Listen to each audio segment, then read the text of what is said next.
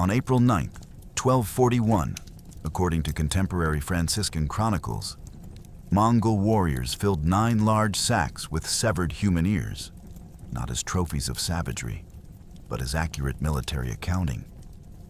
The ears belonged to Europe's finest knights, German crusaders, and the last duke who could have unified Poland. By sunset, Duke Henry II the Pious lay headless on a blood-soaked plain, his skull mounted on a Mongol spear before the gates of Legnica. These aren't legends embellished by frightened monks. These are documented facts that appear in multiple independent sources, including letters from the Knights Templar themselves. Think about those 9 sacks. Multiple independent sources, Christian chronicles, later historical analyses, and military historians studying Mongol accounting practices confirm this detail. If each sack held between 1,000 and 2,000 ears, as was typical for such military collections according to historians who have studied similar Mongol campaigns, that represents 9,000 to 18,000 dead from a European coalition force historians estimate at 7,000 to 8,000 men. The mathematics of annihilation. Historical records document that the Mongol force numbered approximately 8,000 to 10,000 cavalry. After suffering losses in previous Polish battles at Tursko and Chmielnik, nearly equal numbers. Yet one side was virtually exterminated, while the other suffered what sources describe only as minor casualties. By the end of this video, you'll understand how contemporary historical sources reveal the systematic dismantling of European military superiority, and why one spring day in Silesia changed the course of Western civilization. I'm about to reveal 3 documented facts that will change how you see medieval warfare. First, the smokescreen weapon described in 15th century chronicles based on eyewitness accounts. A technological innovation that literally blinded European knights mid-battle. Second, why Duke Mieszko II of Opole, commanding 1/4 of the Christian army, suddenly withdrew from the field at the critical moment. A decision that historians still debate was either brilliant Mongol deception or deliberate betrayal. Third, the stone that fell from St. Mary's Church in Legnica as Duke Henry rode to battle. An omen documented in multiple chronicles that every man present interpreted as prophecy of doom. But here's what makes this historically fascinating and terrifying. How did mounted archers from the steppes consistently defeat armored knights who had dominated European warfare for 300 years? What tactical decision, recorded by contemporary sources, transformed a standard Mongol feigned retreat into the complete destruction of a coalition that included Knights Templar sent by the Pope himself? Why did King Wenceslaus I of Bohemia, one day's march away with 50,000 men, according to multiple chronicles, turn back when he learned of Henry's fate instead of pursuing revenge? How did General Subutai coordinate victories at Legnica in Poland and Mohi in Hungary, separated by 500 miles, within 48 hours? A feat of military synchronization that wouldn't be matched until the age of telegraph. And most puzzling, why did the Mongols, after this crushing victory, suddenly withdraw from Europe when Vienna, Prague, and the Holy Roman Empire lay defenseless before them? To understand how 10,000 steppe horsemen shattered the military pride of Latin Christendom in a single afternoon, we need to step back to 1235, when the Mongol princes gathered for the second most important council in their empire's history and voted to conquer the West. In 1235, beneath the vast skies of the Mongolian steppe, the second most important gathering in Mongol history convened. The Kurultai, the council of khans and princes, met to decide the empire's future. 6 years earlier, the great Genghis Khan had died, leaving behind an empire that stretched from the Pacific to the Caspian Sea. Now his successors faced a choice: consolidate or expand. They chose expansion, on a scale that would make Rome's legions seem provincial. The Kurultai's decision launched 4 simultaneous campaigns of conquest. One army would subjugate Korea, another would grind south into Song China, a third would sweep through the Middle East, and the fourth, the one that concerns us, would turn west toward Europe.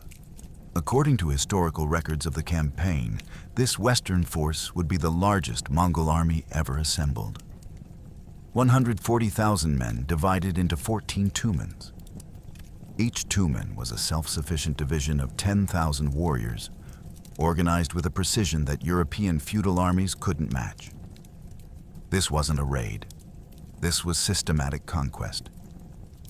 At the head of this apocalyptic force stood Batu Khan, grandson of Genghis himself through his father Jochi. But the true architect, the strategic genius who would orchestrate what came next, was a man named Subutai. Born around 1175, Subutai had served under Genghis Khan personally and had risen through pure merit to become the empire's greatest general. Military historians consider him one of the most brilliant strategic minds in human history, responsible for conquering more territory than any other commander in recorded warfare. And Subutai had been planning the conquest of Europe for years. His intelligence network had mapped European kingdoms, assessed their military capabilities, identified their political divisions. By 1235, he knew exactly where to strike. The official justification for the invasion came from Hungary. King Bela IV had granted asylum to approximately 40,000 Cumans, a nomadic people fleeing Mongol expansion. The Cumans had converted to Christianity and sought protection. The Mongols viewed them as rebellious subjects. By harboring them, Bela had given the empire its casus belli. But the Mongols didn't simply plan to punish Hungary. Subutai's strategic vision was far more sophisticated. He would attack Hungary through a 3-pronged invasion. A main force of 50,000 to 70,000 men through the Carpathian passes, a southern force through Transylvania, and a northern diversion through Poland. That northern diversion concerns us. Subutai recognized that Poland, though fractured into competing duchies, could send reinforcements to Hungary. The military orders, Knights Templar, Hospitallers, Teutonic Knights, might unite against a common threat. German princes might march east. Bohemia might intervene. All of these forces could threaten the northern flank of the Hungarian campaign. So Subutai made a calculation that would doom Poland. He would send between 12,000 and 25,000 cavalry north to eliminate any potential interference. Not to conquer Poland permanently, to neutralize it, to ensure that when the main Mongol army crushed Hungary, no help would arrive from the north. What the Polish princes didn't know was that their destruction had been planned for years. Their every weakness had been catalogued by Mongol scouts. Their inability to unite had been noted and would be exploited. The Mongols would attack each duchy separately, destroy each army individually, prevent any coordinated response. It was defeat in detail, raised to strategic perfection. And in the frozen winter of 1237, that plan began to unfold. 3 years of systematic annihilation would prepare the ground for Poland's turn. While Polish dukes argued over who should wear which crown, the Mongol storm devoured Russia city by city. The Russ's principalities, descendants of Viking traders who had settled the great river systems connecting the Baltic to the Black Sea, were politically fragmented and militarily unprepared. They had heard rumors of Eastern invaders. They dismissed them as exaggeration. They were catastrophically wrong. The Mongol invasion of Russes began in 1237 with mechanical efficiency.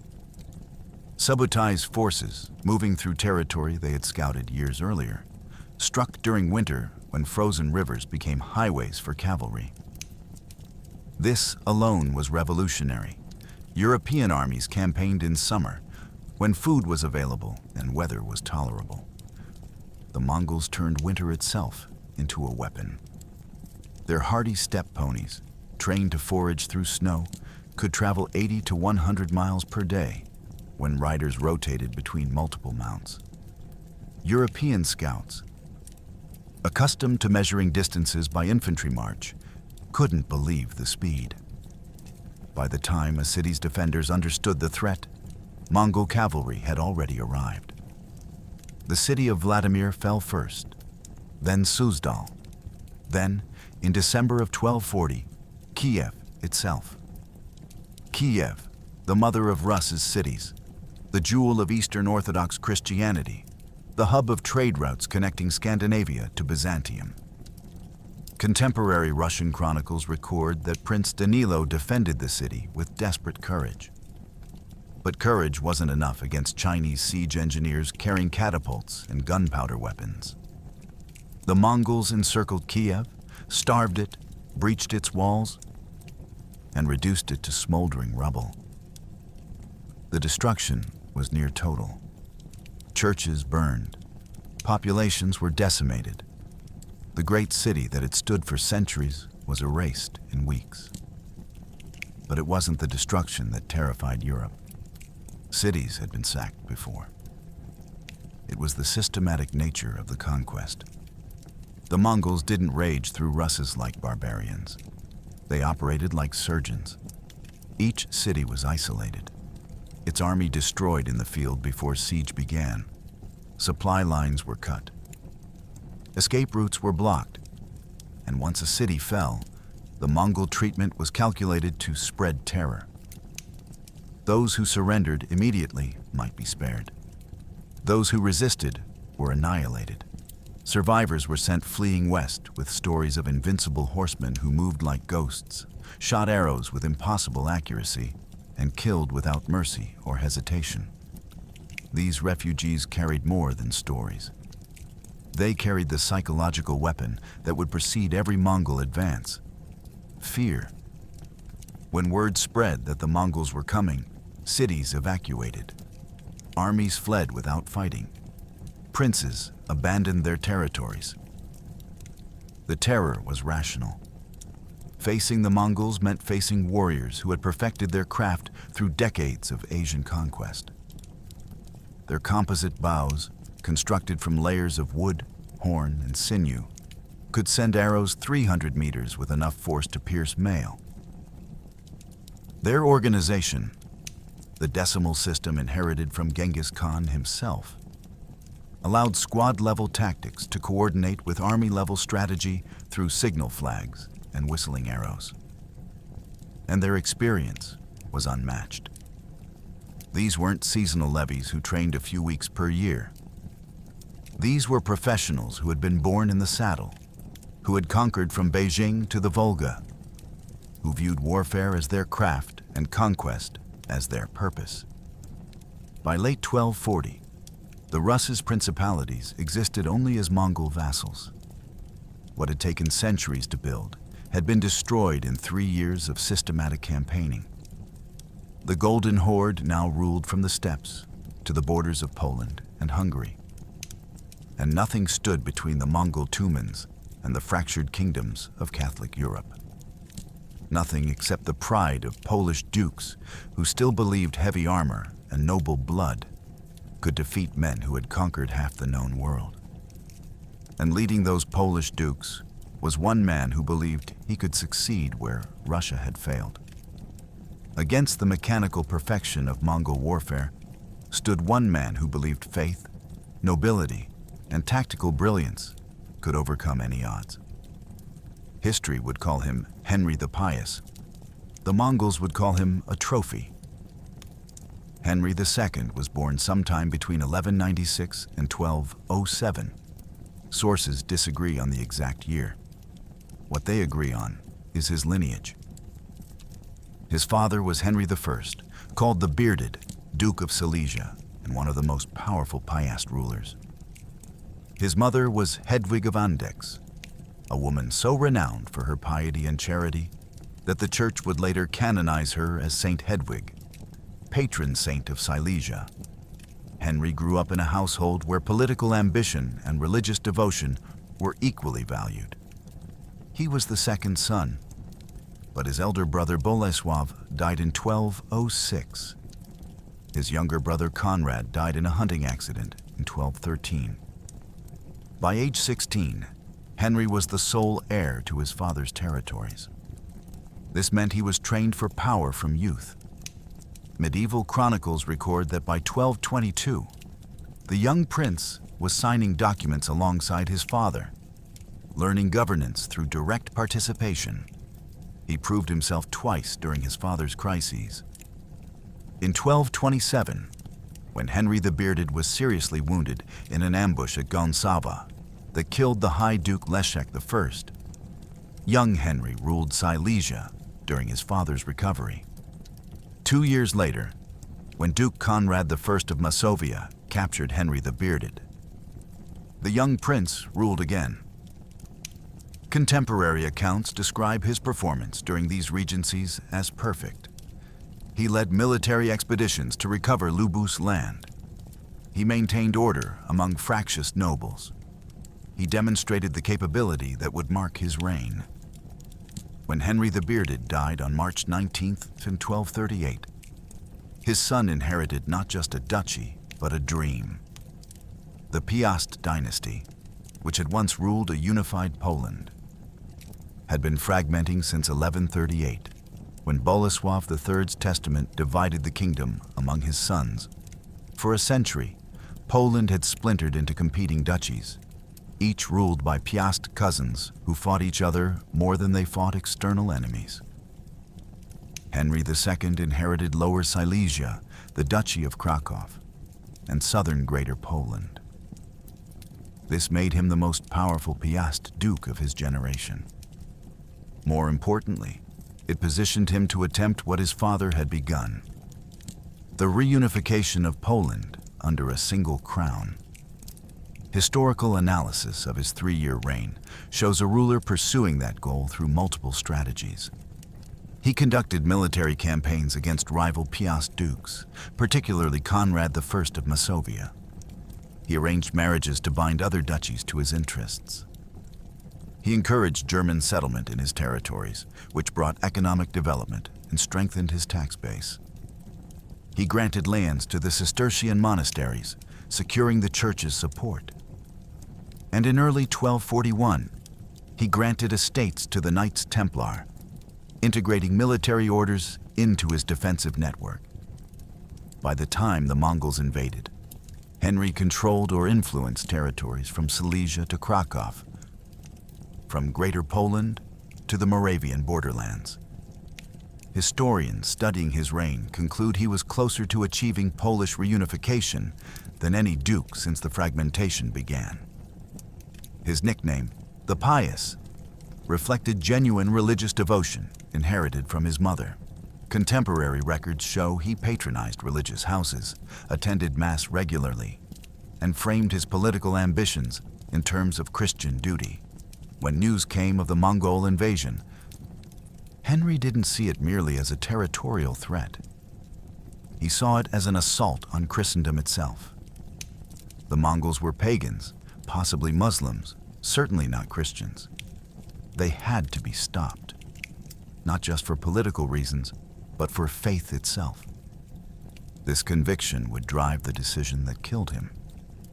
In early April of 1241, Duke Henry II faced an impossible choice. Behind him, gathering allies and reinforcements, was King Wenceslaus I of Bohemia, with an army sources describe as 50,000 strong. Ahead of him, the Mongol forces that had already destroyed 3 Polish armies and burned Krakow. Henry could have waited behind Legnica's walls for the Bohemians to arrive. He could have combined forces and faced the Mongols with overwhelming numbers. But waiting meant abandoning Silesia to Mongol raids. Waiting meant allowing the invaders to move freely through Polish lands. Waiting felt like cowardice to a man raised on noble duty and Christian courage. On the morning, he rode out of Legnica in the gray dawn of April 9th, 1241, heading toward the plain where his army waited. A stone fell from the roof of St. Mary's Church. Multiple chronicles record this moment. The stone crashed down, missing the Duke by inches. His horse shied. The men around him froze. In medieval consciousness, omens weren't superstition, they were prophecy. And every man there knew this prophecy's meaning. Henry the Pious was riding toward his martyrdom, and he rode anyway. "The gods aren't finished with me yet," he reportedly said. Or perhaps he said nothing. The chronicles differ. What they agree on. He continued forward, toward the field called Wahlstatt, toward a battle that would end his dream of Polish unity and cost him his head, where Henry commanded through feudal obligation and noble birth. Baidar, Kadan, and Orda Khan commanded through meritocratic perfection. 3 generals, 3 different lineages within Genghis Khan's bloodline, united by a military system that turned individual horsemen into a single organism of destruction. Baidar was grandson of Genghis through the Chagatai line.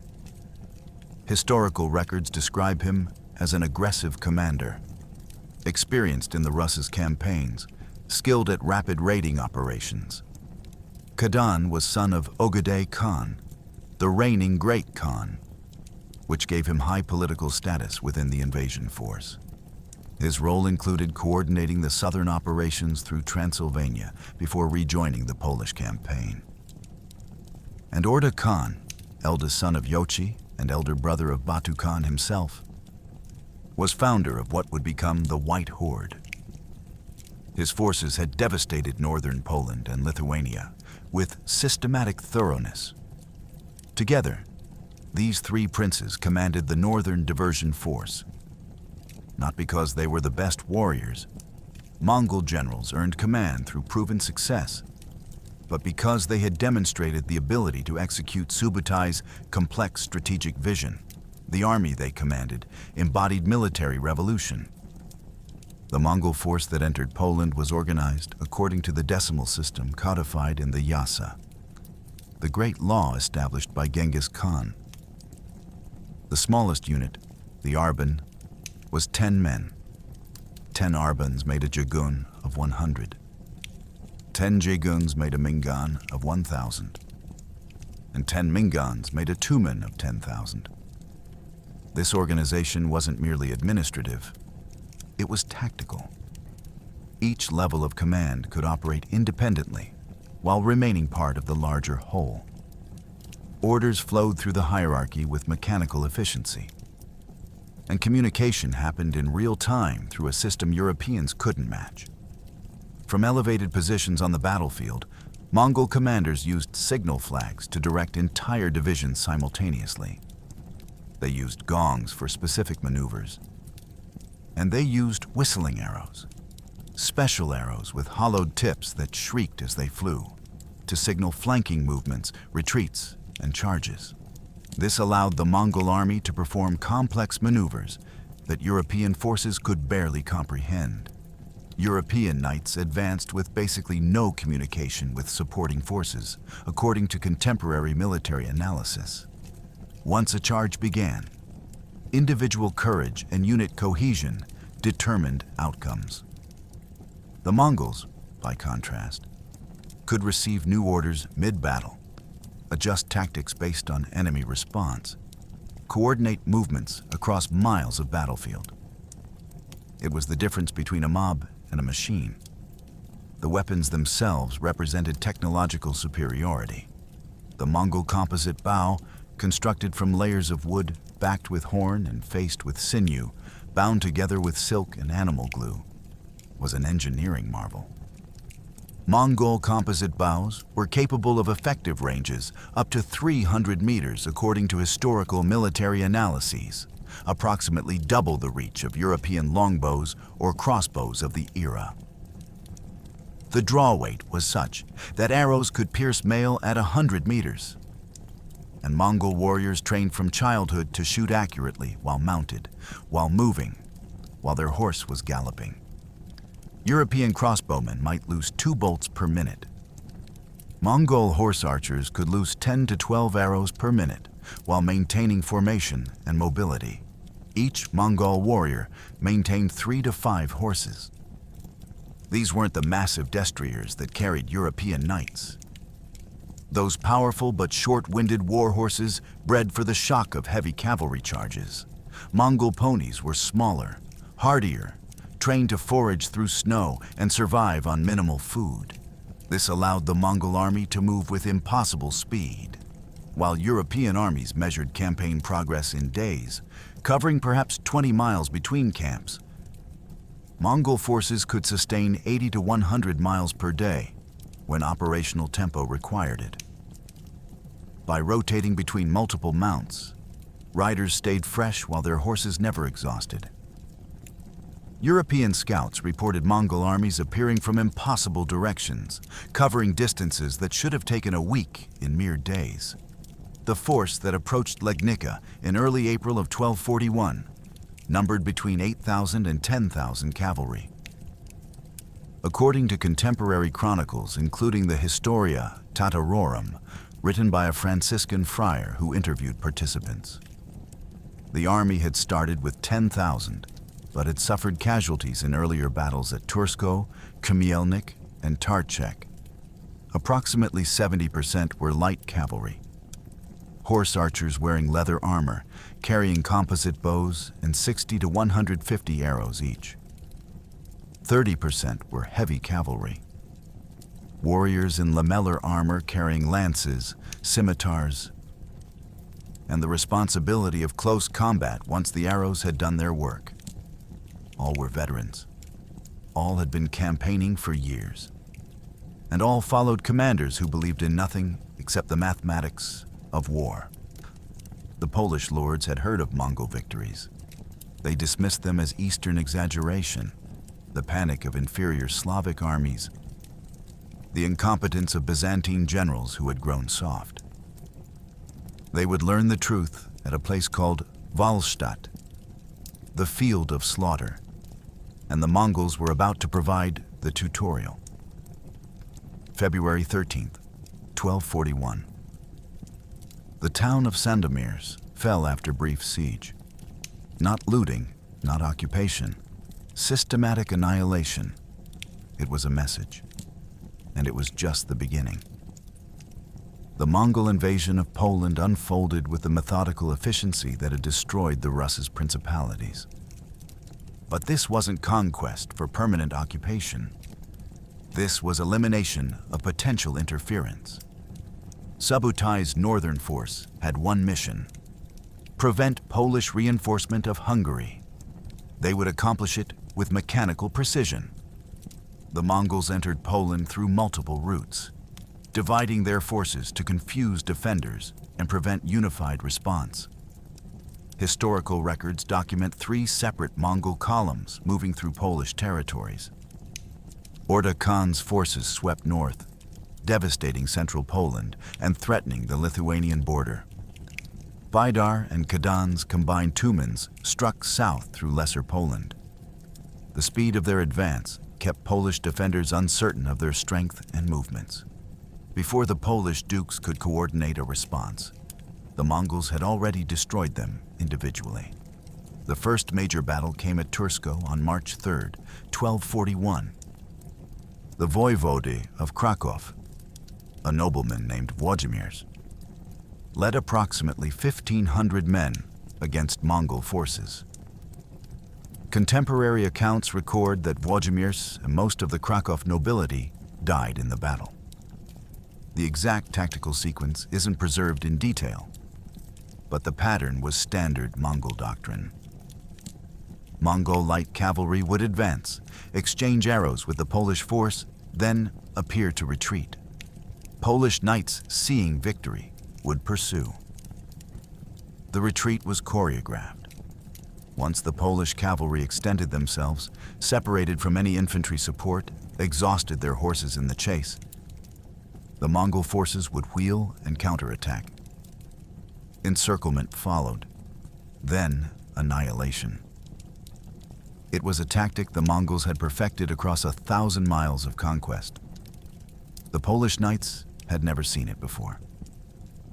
2 weeks later, on March 18th, another Polish army met destruction at Chmielnik.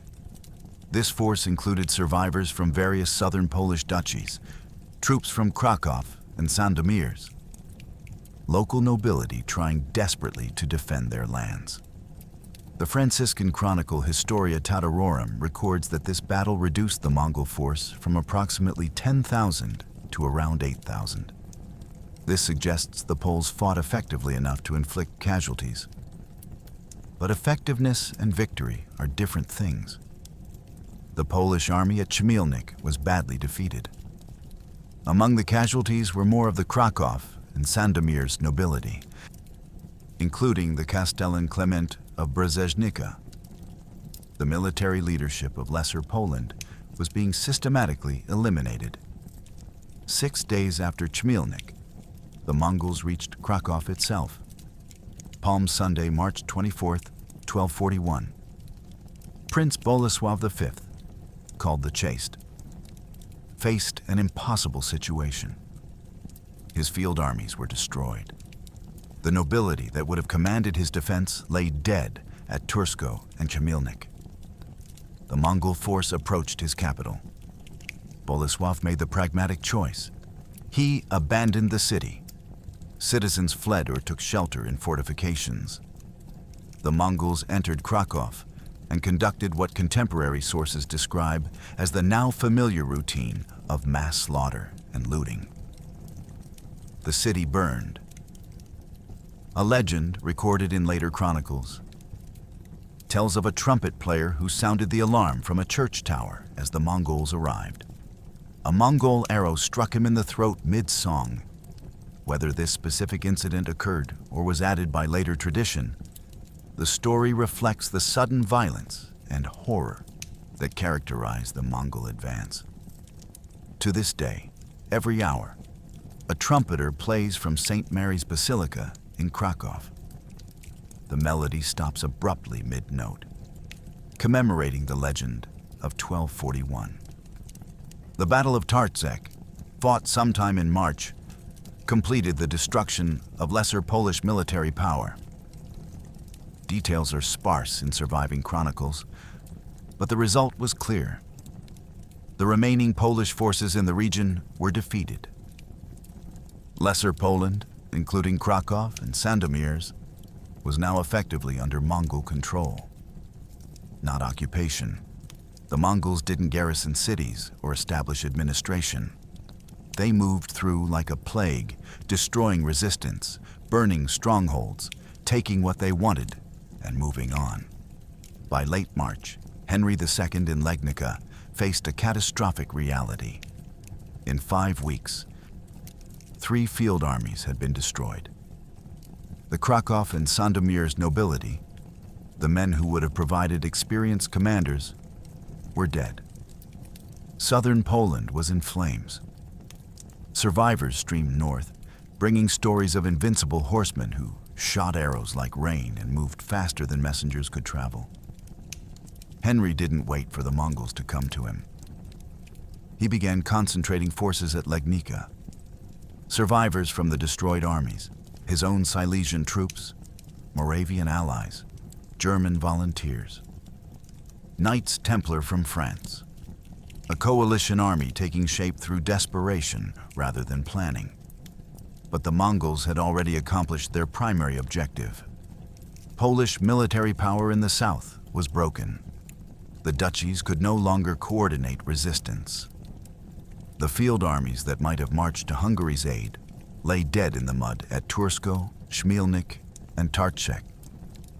By systematic defeat in detail, the Northern Diversion Force had neutralized Poland. Now they needed only to prevent Duke Henry's coalition from interfering. And their scouts had just brought news that changed everything. King Wenceslaus of Bohemia was marching with 50,000 men, and he was only 1 day away. Mongol scouts, masters of reconnaissance who had mapped Europe for years before the invasion, brought Baidar urgent intelligence. A Bohemian army under King Wenceslaus I, 50,000 strong according to multiple contemporary sources, was one day's march from Legnica. One day, if that force united with Duke Henry's coalition, the Mongols would face odds even they might not overcome. The mathematics were brutal. Henry's forces numbered perhaps 7,000 to 8,000 men.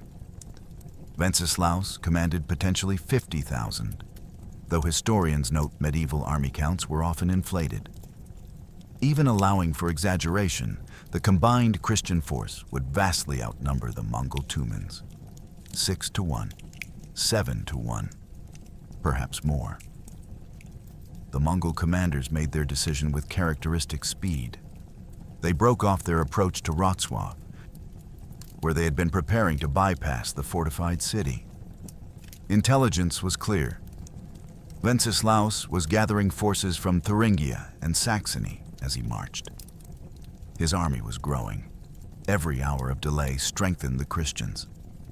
Vidar and Kadaň determined to engage Duke Henry's army before it could link up with Wenceslaus's troops, according to contemporary military analysis.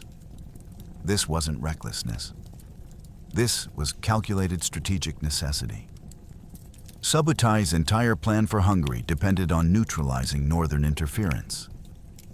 If a combined Polish-Bohemian-German force of 60,000 men marched south, it could threaten the Mongol position in Hungary or attack their supply lines back to Rus. The northern diversion couldn't allow that possibility. They had to force battle, immediately. Duke Henry II faced his own impossible calculation. He could remain behind Legnica's walls, wait for Wenceslaus to arrive, unite their forces and face the Mongols with overwhelming numbers. But waiting meant abandoning Silesia to Mongol raids. Waiting meant allowing the invaders freedom of movement, and waiting carried its own risk. What if the Mongols bypassed Legnica entirely? What if they avoided battle and continued south to Hungary, leaving Silesia devastated behind them? Henry was High Duke of Poland, Duke of Silesia, and Duke of Krakow. Those weren't just titles. They were responsibilities to his people, to his lands, to the dream of reunification his father had begun. On April 7th or 8th, sources aren't precise on the exact date, Henry made his choice. He marched out from Legnica with his coalition army. The force was heterogeneous. At its core were Henry's own Silesian knights, professional warriors who had trained their entire lives for mounted combat. Supporting them were survivors from the battles at Tursko and Chmielnik, men who had seen Mongol tactics and lived to describe them.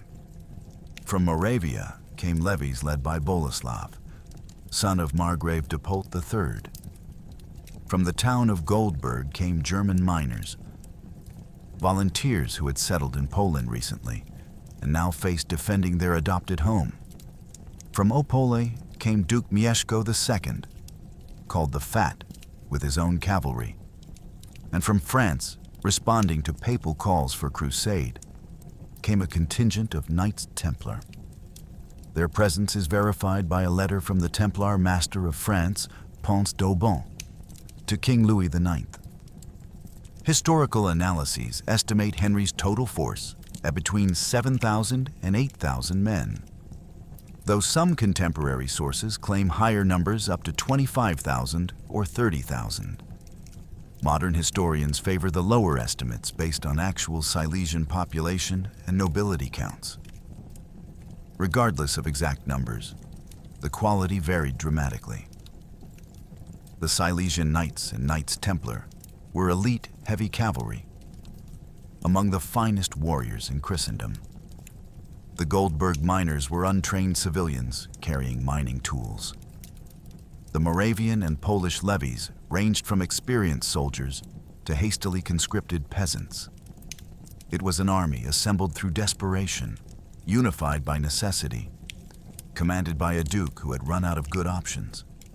Henry deployed his force at Legnica Pole, a plain approximately 10 kilometers southeast of Legnica.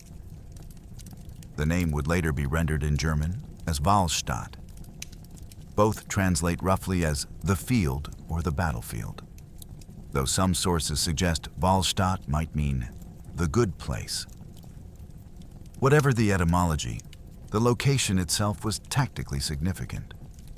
The plain was open, relatively flat, bounded by low hills and the Barich River.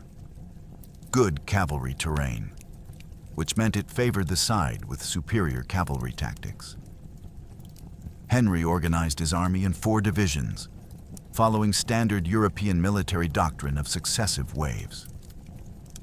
The 1st Division, commanded by Boleslav of Moravia, included the Moravian levies, Goldberg miners, and conscripts from Greater Poland. The 2nd Division, under Sulisław of Krakow, contained knights from Greater Poland, Lesser Poland, and the Krakow region. The 3rd Division, led by Duke Mieszko II of Opole, comprised Opolian cavalry and possibly a contingent of Teutonic knights, though modern scholars dispute whether Teutonic knights were actually present. The 4th Division, Henry's personal reserve, included the Silesian Knights, the Knights Templar, and mercenaries, the best troops on the field. On the evening of April 8th, as Henry's army encamped at Legnica Pole, riders brought news. Bohemian scouts had been seen on the northern roads. Tomorrow, surely tomorrow, Wenceslaus would arrive. Tomorrow, they would unite their forces. Tomorrow, they would face the Mongols with the strength of combined Christendom. Tomorrow. But first, there would be tonight. And tonight, the Mongols were moving. They had made their decision. They would force battle at dawn, before the Bohemians arrived, before Henry's window of salvation opened. The race to Legnica had ended. The slaughter was about to begin. As Duke Henry II rode through the gates of Legnica in the gray dawn of April 9th, 1241, heading toward the plain where his army waited, a stone fell from the roof of St. Mary's Church. Multiple chronicles record this moment with consistent detail. The stone crashed down from the roof, missing the Duke by mere inches. His horse shied violently. The men around him froze in superstitious dread. Medieval people didn't view omens as quaint superstition. They understood them as divine communication, as prophecy, as fate manifesting in the physical world. A stone falling from a church as a duke rode to battle. Every man who witnessed it knew what it meant. Duke Henry was riding toward his death. The omen was clear, unmistakable, terrifying. Henry continued forward. Perhaps he said nothing. Perhaps he spoke words of courage to his shaken men. The exact response isn't preserved. What the chronicles agree on, he didn't turn back. He didn't cancel the march. He rode out to Legnica Pole, toward the army waiting for him, toward the Mongols approaching from the east, toward the battle that every supernatural sign told him he would not survive. Faith and duty outweighed prophecy. Or perhaps he believed the prophecy and went anyway, understanding that some deaths purchase meaning beyond mere survival. The plain at Legnica Pole stretched before the assembled armies under an April sky that contemporary sources don't describe in detail. The terrain itself would become the character of the coming violence. The battlefield was open, relatively flat, bounded by low hills that would serve as command positions. The Barich River marked one edge of the field. Visibility was good, far better for the Mongols than for the Europeans, though neither side understood that yet. The ground was firm, having dried somewhat from winter's cold, though spring dampness still saturated the lower areas. For heavy cavalry, it was adequate. For the lighter, more maneuverable Mongol ponies, it was ideal. Henry's 4 divisions stood in formation.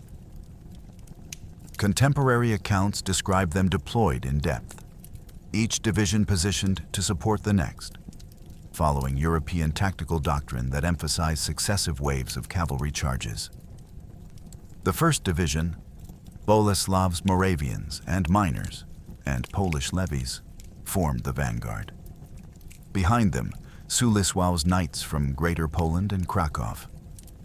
Behind them, Mieszko's Apolian cavalry, and in the rear, Henry's elite Silesians and the French Templars. Perhaps 7,000 men in total.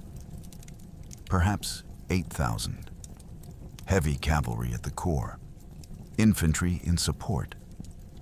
The standard Christian military array that had dominated European warfare for 3 centuries. The Mongol army approached from the east in formations that Europeans found disorienting. Where Christian armies massed in dense blocks of armored men, the Mongol forces spread wide, maintaining distance between units, preserving mobility. Light cavalry in the vanguard. The Mangudai, the vanguard troops whose specialty was the feigned retreat. Heavy cavalry in reserve, ready to exploit breakthroughs or deliver decisive blows in close combat. And somewhere in the formation, though the Europeans couldn't see it yet, siege equipment. Chinese catapults adapted for field use, possibly fire weapons, certainly the signal flags and elevated command posts that allowed real-time tactical coordination. The Mongol commanders seized the highest ground available, following doctrine documented across their campaigns. From elevation, commanders could observe the battlefield, spot enemy movements, direct their own forces through signal flags. The Mongol system stood in stark contrast to European practice, where knights advanced with basically no communication with supporting forces, as military historians have analyzed. Once a European charge began, individual courage and unit cohesion determined outcomes. The Mongols could adjust tactics mid-battle, respond to enemy actions, coordinate complex maneuvers across miles of terrain. For a span of heartbeats, neither side moved. The chronicles don't record the exact duration of this moment, but the pattern was familiar to anyone who had experienced medieval combat. The instant before violence, when both sides assessed, when commanders made final decisions, when individual warriors confronted mortality. The Europeans saw before them an army that looked nothing like their usual opponents. Not massed heavy cavalry, not pike formations, not crossbowmen behind pavises. Light horsemen spread across the plain, seemingly disorganized, apparently vulnerable. The Mongols saw an army organized exactly as they expected from European doctrine. Dense, slow, tactically inflexible. Perfect targets for the tactics they had perfected from Asia to Europe. Then, across the plain, the Mongol vanguard began to advance. Not charging, trotting, almost casually, as if inviting the Europeans to make the first mistake. The Polish scouts rode forward to meet them. They would be the first to die. But more importantly, they would be the bait that drew the entire Christian army into the trap. The Mongol vanguard, light cavalry forces moving in loose formation, advanced to within arrow range of Boleslav's 1st Division. The sound began immediately. Whistling arrows shrieked across the plain, not the standard war arrows designed to kill. Signal arrows, with hollowed bone or metal tips that screamed as they flew, designed to communicate across battlefield chaos. And then, with timing perfected across 1,000 miles of conquest, across battles from the Yellow Sea to the Danube, the Mongol line seemed to break. Warriors wheeled their ponies, began to flee, turned their backs to the Christian army. It looked like retreat. It looked like panic. It looked like victory. Boleslav of Moravia, commanding the 1st Division, saw exactly what the Mongols wanted him to see: an enemy force breaking before his advance. He ordered the charge. The Moravian levies, the Goldberg miners, conscripts from Greater Poland who had volunteered to defend their lands, spurred forward. Behind them, Duke Henry made the decision that sealed the battle's fate. He committed his 2nd and 3rd Divisions to exploit what appeared to be a breakthrough. Suliswau's knights from Greater Poland and Krakow, Duke Mieszko II's Apolian cavalry, thousands of horsemen pouring across the plain in pursuit of an enemy that seemed to be running away.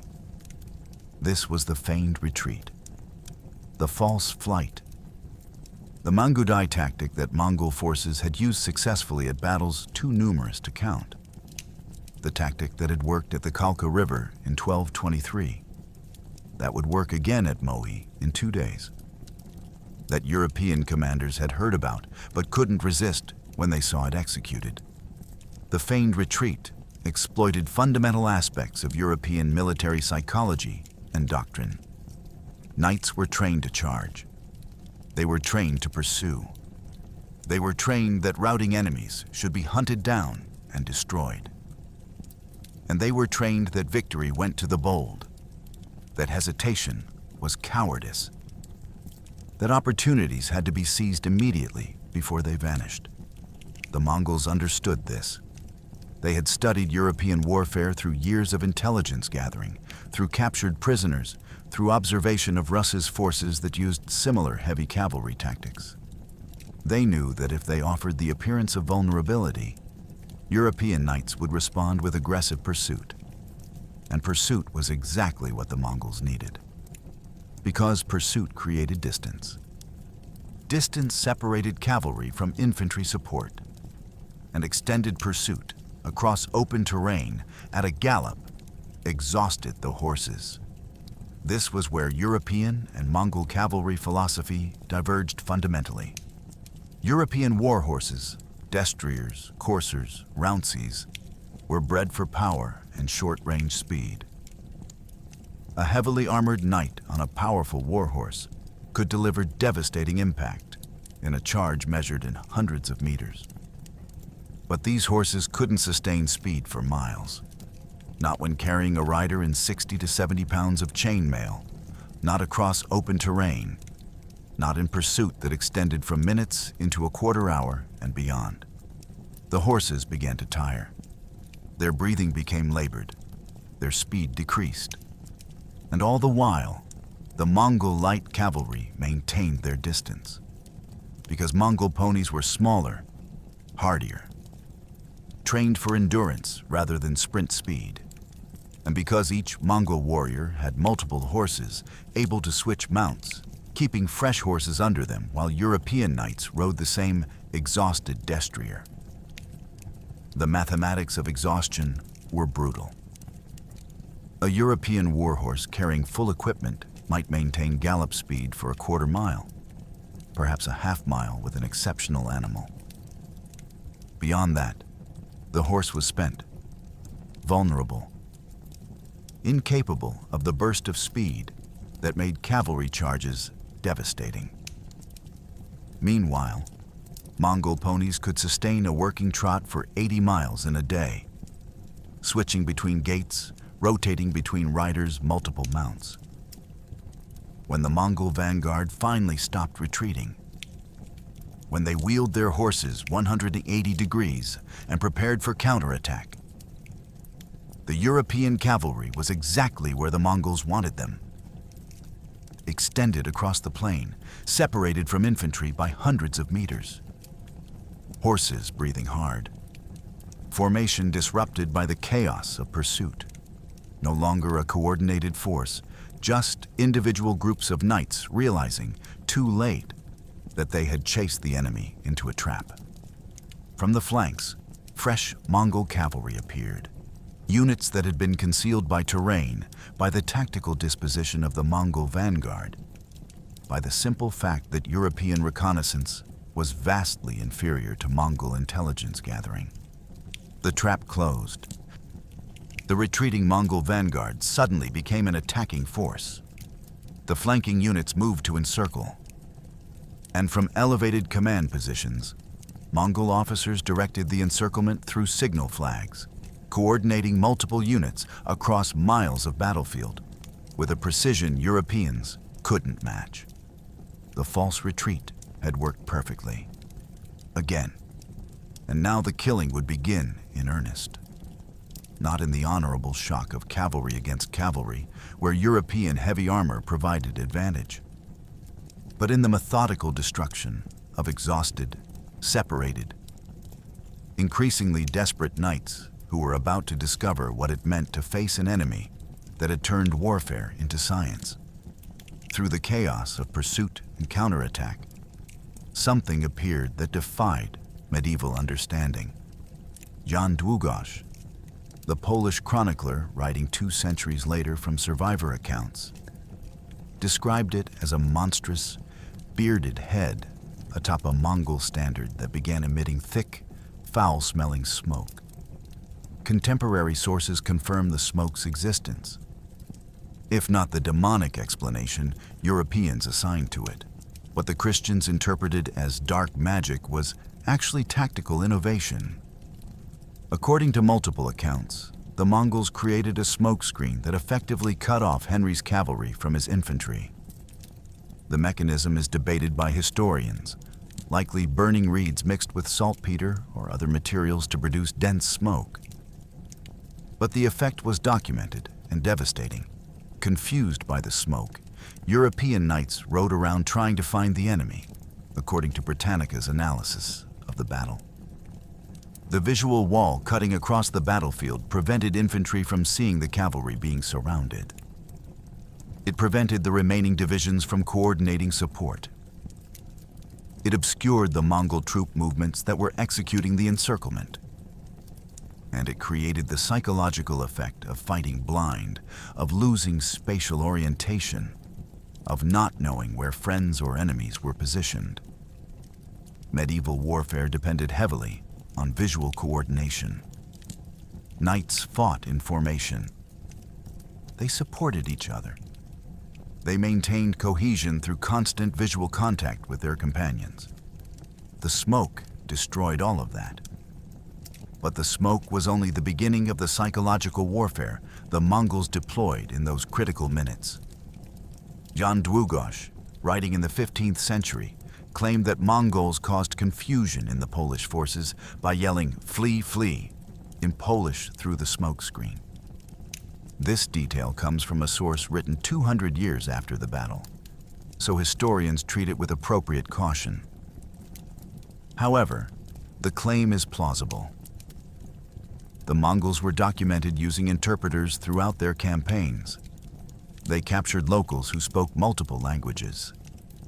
They employed Rus's guides who could speak both Slavic languages and communicate with Mongol commanders. The tactic of shouting false commands in the enemy's language to create confusion was used in other medieval battles. Whether or not it happened at Legnica specifically cannot be verified with certainty, but the sources suggest it, and the tactical logic supports it. What is certain is that Duke Mieszko II of Opole, commanding the 3rd Division, withdrew from the battle at the decisive moment. This fact appears in all accounts. Whether he was deceived by Mongol linguistic tricks, panicked by the smoke and chaos, or deliberately abandoned Duke Henry for political reasons remains one of the great controversies of the battle. Contemporary and later sources blamed him, describing it as the unexpected and humiliating escape from the battle of Henry's Upper Silesian cousin, Mieszko II the Fat, according to historical records.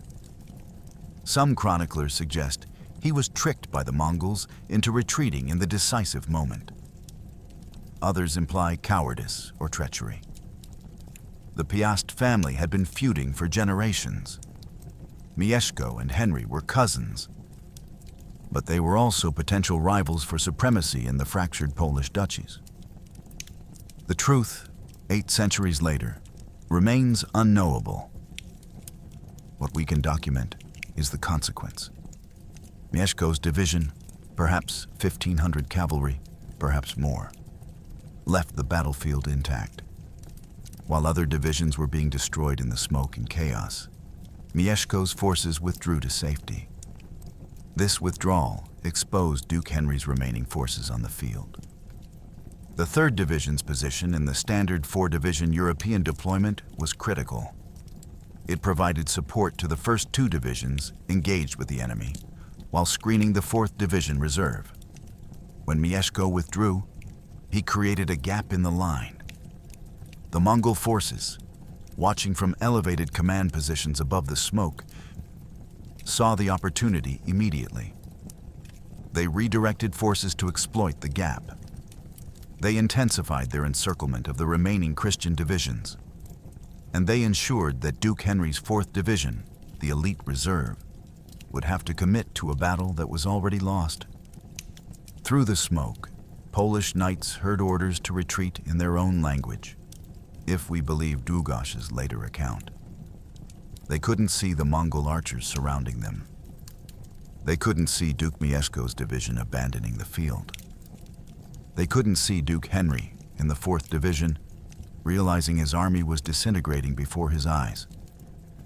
But the Mongols could see everything. From their elevated command positions above the smoke, they watched the slaughter unfold exactly as planned. The false retreat had separated the European cavalry from infantry. The smoke had prevented coordination and support. The linguistic deception and Mieszko's withdrawal, whether coordinated or coincidental, had broken whatever cohesion remained. Now it was simply a matter of finishing the work, of surrounding, of shooting, of closing in for the final destruction. In that moment, Henry II faced the choice that would define his legacy: flee and live, or charge and die as Duke and Commander should. Duke Henry II the Pious, watching from the 4th Division as his army dissolved into smoke and chaos, made the decision every medieval chronicle would memorialize. His first 3 divisions were shattered or fled. His infantry, separated by smoke and distance, was being massacred by Mongol light cavalry attacks on their flanks. He could have withdrawn, preserved his life, saved the Silesian elite and the Knights Templar for another battle, retreated to Legnica's walls, and waited for Wenceslaus to arrive with overwhelming reinforcements. Military logic argued for withdrawal. Political calculation suggested preservation. But Henry the Pious didn't make his decision based on logic or calculation. He made it based on duty, on honor, on the code that defined medieval nobility. A duke did not abandon his army. A Christian did not flee from pagans. A Pietist did not choose survival over responsibility. Henry lowered his lance and led the last untouched force on the field. His household knights, the Knights Templar, and Silesian mercenaries, directly into the Mongol center. The 4th Division numbered perhaps 1,000 to 2,000 men. The exact figure is unknown. What is documented is their quality. The Silesian Knights were Henry's personal retinue, professional warriors who had trained their entire lives for mounted combat. The Knights Templar, though few in number, were among the most redoubtable mounted warriors in the Christian world, according to Britannica's assessment. These were men who combined monastic discipline with specialized military training. Men who had taken vows of poverty, chastity, and obedience, but who existed for one purpose: to fight for Christendom. They wore the finest chainmail available. They carried lances designed to penetrate armor. They rode powerful destriers bred for shock combat.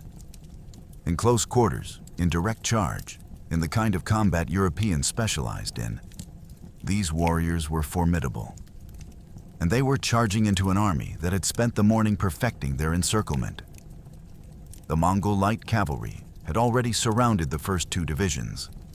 The heavy cavalry, 30% of the Mongol force, warriors equipped with lamellar armor and 12-foot lances designed specifically to unhorse armored knights, was ready for exactly this development. Because the Mongols knew European doctrine, they knew that when faced with disaster, European commanders would commit their reserves in one last desperate charge. They had seen it before. They would see it again. And they had tactics specifically designed to defeat it. The charge itself was everything medieval warfare glorified. Heavy cavalry at full gallop, lances lowered, armor glittering even through the smoke, the thunder of destriers. The war cries of men who knew they were dying, but would die as nobles should. For perhaps 100 meters, perhaps 200, the charge had the momentum and violence that made European heavy cavalry the dominant force in Western warfare. Knights who reached the Mongol lines in that initial impact inflicted casualties. Contemporary assessments note that heavily armored knights performed significantly better when engaged in close-quarters combat, an observation documented during the Mongol invasion of 1285. Lances pierced lighter Mongol armor. Swords split lamellar plates. In the immediate shock of contact, European martial skill showed its quality. But momentum lasts only seconds. Then physics reasserts itself. The Mongol forces didn't meet the charge head-on in a sustained melee. They absorbed the initial impact, gave ground, fragmented the European formation, and then they countercharged from flanks and rear. Mongol heavy cavalry, the 30% equipped for close combat, used their own 12-foot lances with hooks designed to pull knights from saddles. They targeted horses instead of riders, killing mounts and leaving armored men on foot where they were vulnerable. And always, from every direction, arrows. The Mongol light cavalry maintained their barrage even as close combat raged. They shot into the confused mass of European knights who had exhausted their momentum and were now simply fighting for survival. Duke Henry II fought in the center of this chaos for how long, the chronicles don't precisely record. Minutes, certainly. Perhaps a quarter hour. Chronicles would later claim he killed 3 Mongol commanders in single combat, though such claims are typical medieval hagiography and cannot be verified. What can be verified is that as the battle turned hopeless, as the Mongol encirclement tightened and the Silesians and Templars around him died, Henry attempted to escape. Sources document that Duke Henry attempted to flee, according to Britannica. He was accompanied by 3 bodyguards, though some sources say 4. These final companions tried desperately to protect their duke, to break through the Mongol surrounding forces, to reach safety. They failed. Some accounts describe Henry being struck in the armpit by a Mongol arrow while raising his sword. Others record simply that he was struck down. All sources agree on what happened next. Henry was pulled from his horse, despite his armor, despite his bodyguard's protection, despite his skill as a warrior. The Mongols surrounded him, and they killed him. More than that, they beheaded him. Duke Henry II, High Duke of Poland, Duke of Silesia, Duke of Krakow, the man who had nearly reunified the Piast lands, died in the mud of Legnica Pole at approximately noon on April 9th, 1241. He was somewhere between 34 and 45 years old, depending on which birth year scholars accept. But death wasn't the end of Henry's story. The Mongols took his head. They placed it on a spear, a practice documented across their campaigns as both proof of victory and psychological warfare. They paraded Henry's severed head before the gates of Legnica, according to multiple independent sources. The message was clear to the defenders behind the walls, to any survivors on the battlefield, to any force that might still consider resistance. This is what happens when you oppose the Mongol Empire. Duke of Poland or common soldier, Christian knight or peasant levy, armor, or rags. None of it mattered. The result was the same: defeat, death, decapitation. Henry's body, stripped of its armor by looters, would be found later and identified with difficulty. The head, separated and displayed, became the Mongol trophy. The 4th Division's charge, brave and doomed and memorialized in Polish history, had accomplished nothing except adding Henry and his finest warriors to the casualty count. With the Duke dead and his standard fallen, organized resistance collapsed. What followed was not battle. It was harvest. What remained of the Christian coalition, perhaps 4,000 to 5,000 men spread across a mile of blood-soaked plain, had no commander, no formation, no hope. The Mongols, having perfected encirclement tactics from the Yellow Sea to the Danube, proceeded with mechanical efficiency. This wasn't rage. This was accounting. The Mongol light cavalry had maneuvered around all flanks during the previous phases of battle. European infantry, which had been separated from their cavalry by the initial false retreat and smokescreen, now found themselves isolated in pockets. Survivors from the first 3 divisions, scattered across the plain, were trapped in killing zones. Mongol heavy cavalry blocked any organized retreat routes. The encirclement was complete. Standard Mongol doctrine, documented at their victories from Kalka to Mohi, called for methodical destruction of surrounded forces. Not the blood rage of warriors gone mad.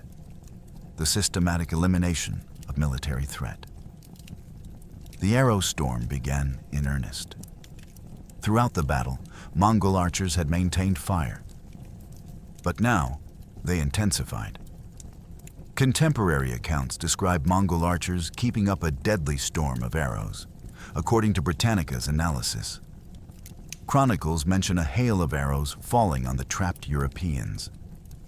The mathematical reality was brutal.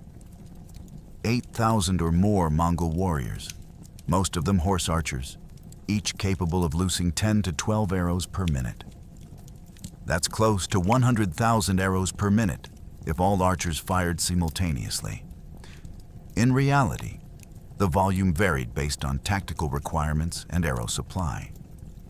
But even a fraction of that potential created an arrow storm that European forces, with their limited shields and light infantry armor, could not withstand. Some accounts mention additional weapons. According to Britannica, some sources report the Mongols also used rockets fired with gunpowder during the battle, though other historians dispute whether gunpowder weapons were actually deployed at Legnica. The Mongols had acquired Chinese military technology, including primitive rockets and fire weapons. Whether they used them on April 9th, 1241, cannot be definitively confirmed. What is certain is the weapons they did use were sufficient. Composite bows with 300-meter range against infantry in open terrain with minimal cover. The outcome was predetermined. The European forces tried to fight. The Goldberg miners, German volunteers who had come to defend their adopted homeland, fought with the mining tools they knew how to use. Picks and hammers against composite bows and scimitars. Peasant levies, armed with spears or simple weapons, formed desperate defensive formations that the Mongol cavalry simply surrounded and shot apart. Some knights, dismounted when their horses were killed, fought on foot in their heavy armor, using longswords and shields. In isolated instances, individual warriors showed remarkable courage, but courage without tactics, without coordination, without hope of relief or escape, was simply a choice about how to die. The Mongols maintained their discipline throughout the slaughter. There was no breaking ranks to loot, no individual warriors pursuing personal glory. The decimal organization held. Officers directed their units through signal flags. The encirclement tightened systematically, and the killing continued until organized resistance ceased. This took hours. The massacre of thousands of men, even trapped and surrounded men, cannot be accomplished in minutes. It requires systematic work. Arrow volleys, cavalry charges against fragmented pockets of defenders, close combat when survivors formed shield walls or took defensive positions. Hour by hour, the European force was eliminated. By late afternoon, the killing was finished.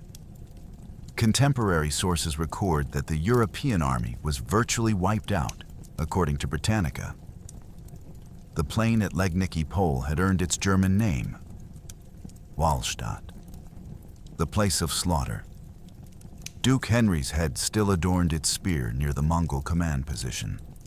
Sulisław of Krakow, who had commanded the 2nd Division, lay dead among the knights he had led.